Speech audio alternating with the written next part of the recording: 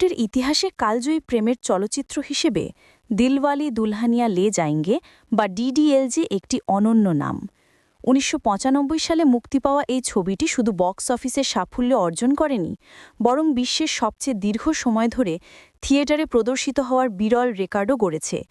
শাহরুখ খান কাজলের জুটি, রাজ ও সিমরানের নির্মল প্রেম এবং ইউরোপ থেকে পাঞ্জাব পর্যন্ত বিস্তৃত রোমান্টিক যাত্রা ডিডিএলজিকে কোটি দর্শকের হৃদয়ে স্থায়ী আসন দিয়েছে।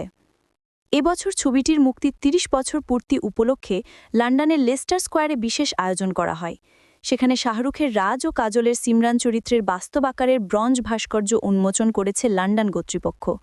পৃথিবীর দীর্ঘতম সময় ধরে হলে চলা সিনেমাকে সম্মান জানাতে এমন উদ্যোগ নেওয়া হয়। ভাস্কর্যটি শুধু ডিডিএলজের প্রতি শ্রদ্ধা নয়, বরং বলিউডের বৈশ্বিক প্রভাবেরও এক প্রতীক। ৩ দশক পরও এই প্রেম কাহিনী দর্শকদের মনে একইভাবে দোলা দেয়, এটাই ডিডিএলজের সত্যিকারের সাফল্য।